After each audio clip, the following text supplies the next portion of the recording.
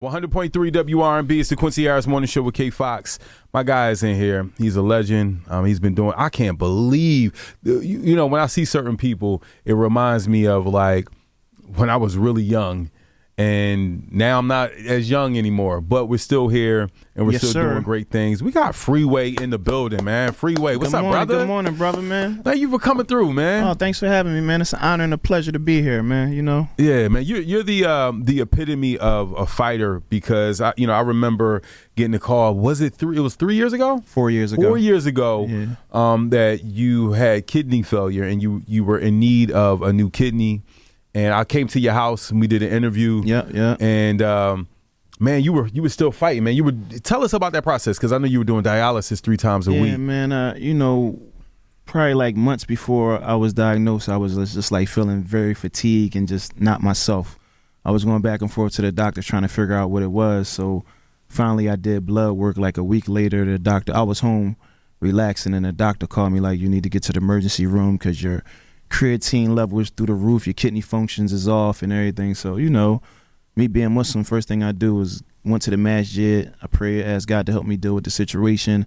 I went to the hospital. I was diagnosed with kidney failure, end-stage renal failure. That night, they cut my chest open, put a permacath in my chest, and the next day I started doing dialysis. I was doing dialysis from September 16th or 17th for 2015 to February 5th of 2019. Wow. That was my last dialysis treatment. Then I received a new kidney on February 6th. Man, and you were doing this for three times a week? 3 times a week, 4 hours a day. Damn. No matter where I was at, on the road, whatever city I went to, I had to do it. So it wasn't like you were stationary here in Philly. You would go to other places. Yeah, I was on, you know, I had my regular shows that I was doing and, you know, little stuff that I was doing. I was blessed enough to catch a couple dates on a Run 2 tour with Jay, Beyonce, and DJ Khaled.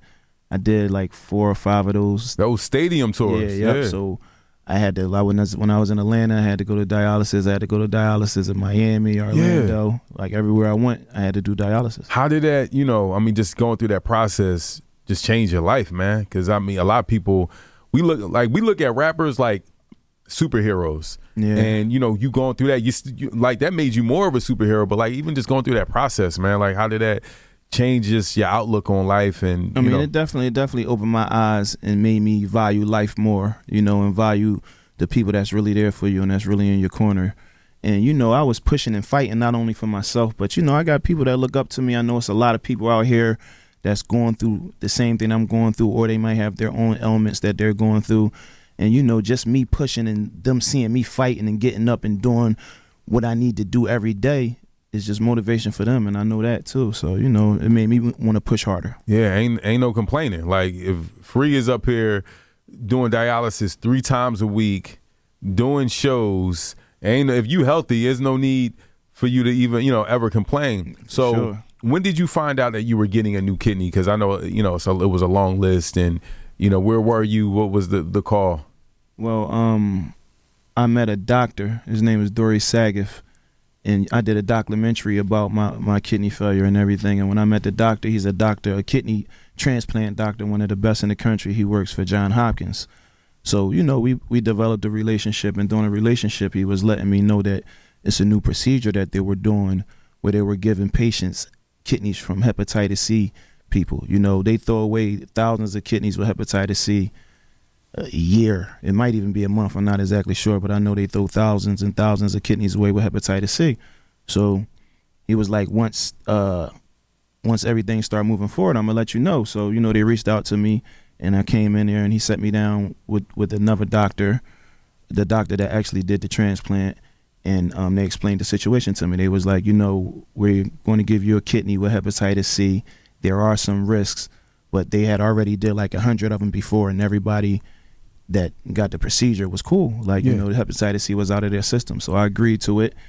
Probably like 2 weeks later, they called me and told me to come in. You're getting ready we got a kidney for you that match. Wow. So I went down there, and right before I did the actual procedure, they gave me the first dose of hepatitis C medicine.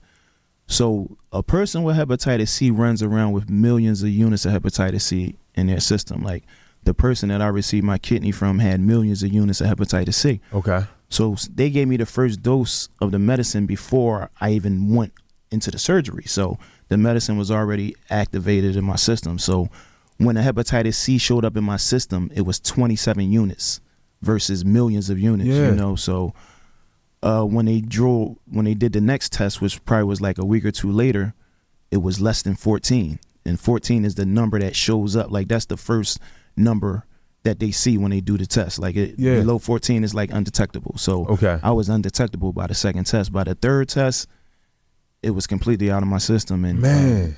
I passed the 12-week mark. You know, the 12 weeks after, they said if nothing shows up after 12 weeks, then you should be completely cured. What? And they still do follow-ups on it and everything. But, you know, it's amazing. Like, and it's going to save a lot of people because, like I told you, they throw those kidneys away all the time. Yeah, You know, Free. That's like you've been through. Yeah, without that procedure, I'd probably still be on dialysis on a waiting list because it's people that be on the list 7, 8, 9, 10 years and still don't get a kidney. Yeah. You know, so Golly, God bless the good peoples at Johns Hopkins. you Yeah. know? So the last 4.5 years, 5 years has just been just a fight for you, bro. Yeah, just a fight, man. Yeah. Every day, you know, like, and being on dialysis is draining. Like, you know, it's times I get off dialysis and don't want to do nothing. Like, Yeah. being on dialysis, like, the dialysis is the process. It does what your kidney does. It cleans the toxins and the fluids out of your body. So every time I go to dialysis, I'm getting drained. So I would I was one of the people that would cramp a lot. Like I would get cramps so bad that they would have to take me off the machine. Like I would get cramps, like my legs would be cramping, my whole body cramp, my chest, my arms, everything would be like cramped up at one time. And it's like my legs cramped so bad one time, I'm just like cut them off. Like that's how bad it hurt, you know, from that, you know. So it's definitely a blessing to have a new kidney. You know, dialysis, you can live on dialysis and you can push and you can have a successful life on dialysis, but having a new kidney doubles your life expectancy. Yeah. So Free, you got the new kidney. How are you feeling now that you have it? I ain't gonna lie, cause Free, I saw Free the other day, right, on Instagram, right? I saw him on Instagram, and in my mind, you haven't had the kidney yet, right? Mm-hmm. So I see you in Vegas. He doing a Rolex check with DJ Drama and them. They all got Rolexes and stuff. I got Apple Watch, whatever, right? Then I see him at the Eagles game, and he's at shout out to my man Bo. Happy birthday, Bo. Bo Donaldson. Yeah. He's at the tailgate, performing at the tailgate. Then I turn around. He at the Smack URL at the TLA performing there, and then less than 12 hours, he came to Fox 29 and was on Good Day Philadelphia. I'm like, oh, Free is back. Yeah, for sure, man. You know, and I'm full steam ahead, man. I gotta take advantage of every minute, you know, because it's not guaranteed, man. It's a blessing for me to be here right now, you know. Yeah. So yeah, I'm happy. What do we music, bro? Like, all right, you healthy, you back. Kill, let me tell you something, brother. I promise you, when I drop this new project, the world is going to love it. Like the music that I've been making is just so incredible, man. Like, yeah, I'm somewhere else right now, bro. Like, I'm telling you. Like, really? I promise you, when this music come, everybody's going to love it. No, I will tell you this. I call Free one of my favorite Freeway albums. And Free, I will say this, man. I feel like you're so underrated. I feel like you're the type of artist that, God forbid, you know, you pass away, then everybody, yo, I used to love Free. No, bro. Freeway is one of the most underrated artists. I'll tell you this all the time. My one of my favorite albums from you was the Stimulus Package. Yeah, with Jake One. With Jake One. Golly. Yeah. And when I was listening to that album, please go back and check it out. When I listened to the album, I was like, yo, dude, you're not a rapper, you're an artist. And there's certain people that we know them for one thing, and then they're not able to segue and go in different places. And bro, I think on that, man, you really showed me and showed other people that, like, yo, you're not only a Philly rapper, Philadelphia Freeway, you're a rapper, you're an artist that I toured the world with that album. I did things that I didn't even do at Rockefeller. Like, I did my own world tour with the Stimulus Package album. Yeah. You know, and like, I feel like my whole career has been a fight. Like, you know, when I did the Stimulus Package, that was like the first project that I did after the Rockefeller breakup. You know, when Rockefeller broke up, I'm like, what am I going to do? Like, like, it took me probably like 2 or 3 weeks to like shake it off, and I'm like, I'm gonna do what got me there in the first place, and that's work hard. So I just started like dropping a bunch of songs. I did like the Month of Madness and put out a few mixtapes, but the Stimulus package was like the first actual album that I put together after the Rockefeller breakup, and it was real successful for me. I just went in there, told my story, did what I wanted to do, and the album came out incredible. Shout out to Jake One, who's an incredible producer. And, you know, we started that trend of producers, a producer and rapper artists. Like, you know, we the first ones to do it before anybody, before Killer Mike, Run the Jewels, before anybody. Me and Jake One was the first ones to set it off. So when we get in this new project, bro, what can we expect, bro? We're top of the year. I'm gonna drop something this year. Not gonna drop a full album. I'm probably gonna drop like a 4-piece or something for y'all. But the album is gonna come top of the year. Yeah. Now, Free, I know you from rap. You know, he's let me come in his house. There's only one time he's like, you don't come back. He's like, just leave. You only live around the corner, man. You should have been there. You know? I know. That's how you know Q getting money. He live around the corner from me, man. Stop it. Stop it. Moving along. You're going to get me hemmed up. What other things does Freeway do outside of music? Because there's a lot of times we see artists and then we find out later that, you know, they have this business or they do these other things. Like what's some things that we don't know, like Free, that you're into? Yeah, I'm into a lot of things. I got a lot of things going on. You know, first and foremost, you know, I'm the ambassador for the National Kidney Foundation, you know, so I do a lot of speaking engagements and, you know, just spreading awareness about kidney health. And I feel like that's very important because I was running around with 3 of the leading risk factors for kidney failure, one being hypertension, another one being diabetes, and surprisingly, just being African American is a risk factor for kidney failure. Damn. So as soon as you're born, if you're African American, you have a risk factor for kidney failure. How can you prevent it? If we're sitting here and people are like listening to you right now, the best thing to do is keep up with your routine physicals. Make sure you get blood work done at least once a year so you know what's going on with your body. You need to do that, period, just so you know what's going on with your body.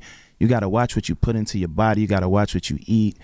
You got to watch what you drink. You just got to take care of yourself. You got to live a healthy life. You know, because we already, especially African Americans, we already got one check against us. You know, you got a risk factor just from being African American.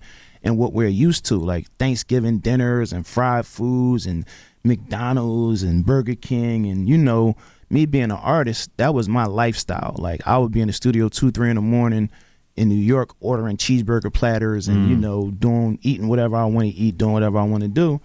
And it caught up with me, you know. So you got to just try your best to take care of yourself and keep up with your routine physicals because you need to know what's going on with your body. Yeah. Like if something happened to your car start making some funny noises or something, you're going to take it right to the shop. Like, so your body is the only thing that you're going to have while you're on this earth. So you got to take care of it. Dang, man, look at this. Freeway. And I got a few other things. You know, I got a bear cream business. You know, I got a few other things going on. So, you know. Yeah. And I have my, like, people don't know I have a situation with Rock Nation, but I have my own imprint through Rock Nation. You know, we got a 50-50 profit venture, so bossing up, and we own the masters to everything we put out. So, you know, artists, I've been like, this situation that I got with Rock Nation right now is the first time in my career where I actually stand a profit off of the music. You know, so it's important to own your music. So know what you're doing and do your research and do your homework if you want to be an artist, because you could be a slave out here or you could be getting your own money. Yeah, and Free's getting his own money. He has his health. Tell us about the walk that's coming up. We have a walk coming up this Sunday, October 13th. It's the National Kidney Foundation Kidney Walk. I need everybody to come support us. It starts at 7 a.m. I need y'all to come out.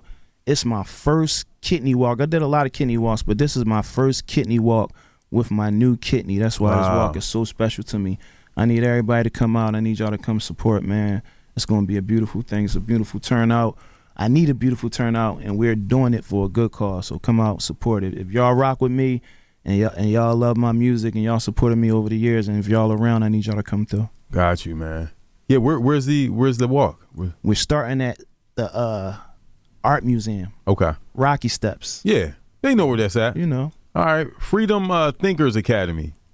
Sir. Yeah, I see the. Look, man, he's a businessman. You know. Yeah. I always got on my thinking cap. Yeah, I like that. I like that. I like that. Well, Free, man, thank you for coming up, bro. This dude is not only a fighter, but he's a survivor and he's a winner. So, just much love to you, bro. And, throughout the years, God man. is great, man. Yes, I'm he living is. proof that you can overcome anything as long as you put your faith in God and you believe in yourself and you keep pushing, man. I've been through so many fights in my life.